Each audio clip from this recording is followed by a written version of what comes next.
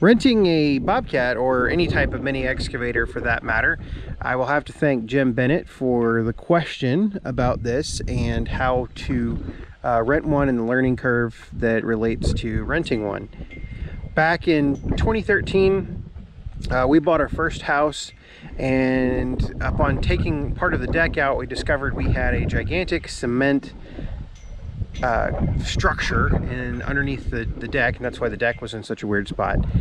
So I decided that I would rent a mini backhoe with a what do you call them, hydraulic jackhammer, and that's what I did. I rented at the time all I had was my truck. I didn't even have a trailer. I rented a trailer from the same place that rented me the backhoe. I since found out that they do deliver. And this was in a different state, in a different city, so I would think that any company that would rent these delivers. How I do it is typically I just budget 1 week a year to rent one.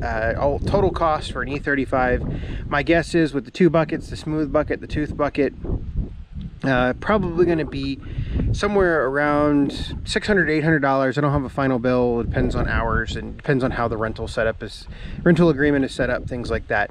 I do know each bucket for me is $75, so I've got $150 in buckets, and then I think the excavator is like $585, or that's what it was last year for a week.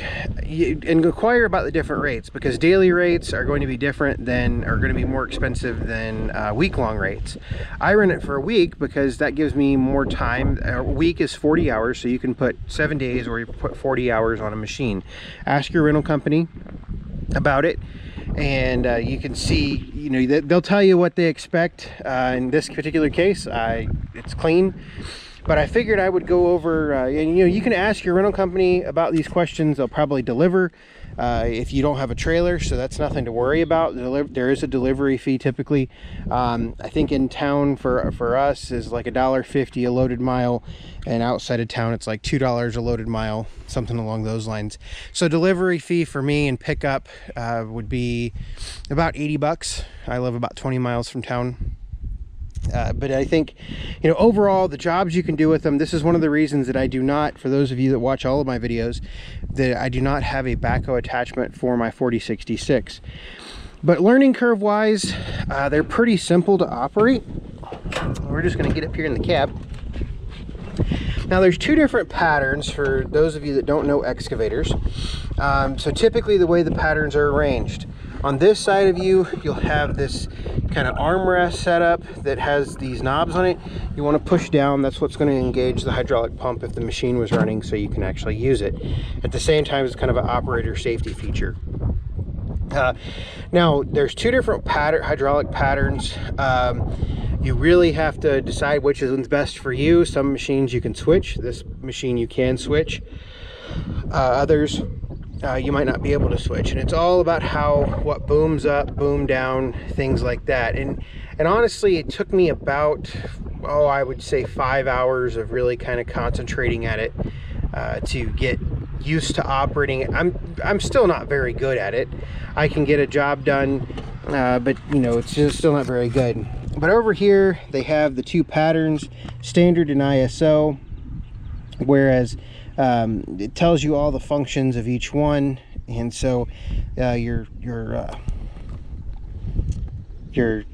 left stick here, it's going to be, if forward, back is going to be stick up, stick in, stick up, and then this one will be curl. Left to right, it's going to be curl. And then on this step, it's going to be boom up, boom down, and then it's going to be curl in, curl out for ISO. So I think I said all that right. I'm trying to look through the video screen to do this. A lot of times they don't even require a key. In this particular case, it doesn't require a key. Just a matter of it comes on, and after it goes through, you just start it up. And so this one is set up, I believe, for ISO. But basically, if I'm going to move back on the controls, the stick comes into me, push out, the stick goes away from me. The bucket curls. Left curls in, right curls out. The other control over here, I pull back, it's boom up. So this main part right here is your boom. I push down, it's boom down. That rotates the machine. left and right. Now if I wanted to switch it, it's just a switch under the seat and it would be completely opposite. Now this machine does have a blade, so if you want to push, you can just move the blade handle up and down. Sorry, you can't see that right there. And it also has an angle blade. Not all machines are going to have a blade or an angle blade. To move the machine, you're going to either use the foot controls, which are down here, or they're going to use move them back, forward. Now a lot of times the way these machines are designed, they're going to have the most stability is going to come when you are facing your blade. You can side load, so if you want to side load, so spin it around like this, you can do something from the side, but you're going to lose quite a bit of stability. A lot of times on these machines, if it's a newer unit, if it's an older unit, this tag might be gone. It's going to tell you all of your specs on how everything is rated. In this particular case, this machine is rated for up to, at ground level, if we're sucked all the way in, we're going to be able to pull up, let's see here, I'm trying to read this through a camera screen. You can move about 3,000 pounds with it, but if you have the stick out all the way out, you're going to be able to lift about 1,600 pounds. So, but that's how you operate it. I would say if you have a project, don't rent it for just a day. Turn it off here. Don't rent it for just a day, because if you rent it for just a day, you're kind of, I don't think you're gonna get frustrated. You're gonna try to hurry through things, and it's not gonna be any fun. You're not gonna take the time to learn something. You're just gonna get on it and go. Rent it for a week. I mean, you know, ultimately you're trying to save money or labor. Think about your time, and if you have a problem with the time, you know, a week gives you enough, you know, kind of in the afternoons after work, you can work on it for a little bit. And ultimately, you know, do what I did in this particular case. What I do is I just keep projects. Let me get out here. I'm trying not to fall on the ground and bust my butt. You know, I have multiple projects that I just save up all year. I never get all of them done like I want to, but you know, this is a project that this electrical line, I'm not going to do anything about it for probably a month and a half or so, but I went ahead and buried it. That way it saves me money. I think the supplies for it were $230 for the conduit and everything, and ultimately it saves me the money of the electrician burying the conduit. So you know, in a couple of months they're going to come in here, they're going to stop there, and they're going to have to trench the rest of the way to the shop because of all the comm lines and everything, and deciding where they want to bring in the line and whatnot. But you know, little projects like that, I think we put this whole line in 180 some odd feet. We put the whole line in about 2 hours, including covering it up. And if you get a machine with a blade, it's one of those things that you can cover the trench up with it. Now, realizing you do make a mess, if you're like me, when I first got on one of these, I made an absolute mess of everything. Still kind of do. Actually, I still do most of the time. But, you know, try it out. I mean, yeah, it's expensive, but ultimately in the end, it does save you quite a bit of time, and it can save you quite a bit of money. But here's a switch, the ISO standard switch. Kind of gives you an idea. All you have to do is just turn it. So if you turned it, now it's in ISO, or yeah, it's in ISO.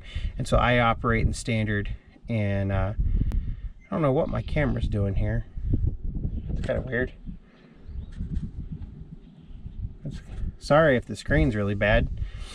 I don't know, it just started shaking around and everything. But that's about all you need on the excavator. Like I said, they're not that expensive to rent. You know, I put about 20 hours on it in the last 7 days. So, or 6 days really. Put 20 hours on it. I really can't complain about that. I got my money's worth. I did all my projects. So, yeah, if you have questions, leave them below. I'll be happy to answer them. Like I said, I rent one for a week a year, but I have enough property that I have enough projects to do. So, thanks for watching. So, a funny story, I just got done tracking over here, and I was going to pick up this bucket, and I I don't know if I did this on the video or not, but I definitely switched it from standard to ISO hydraulics, and I went to go pick up the bucket and it was in the wrong hydraulics, and I was all kinds of confused. I wish it was on video because I had this probably look of terror in my face because nothing worked right. But it goes to show you that there is a muscle memory regarding one of these machines, and it's really important that you get the correct pattern once you learn. Now most new machines, the pattern is you can change it just like you can on this one, because a lot of people have learned different ways. And if you've ever watched Let's Dig 18, he's talked about how he can use one pattern in the excavators and one pattern in his John Deere backhoe tractor.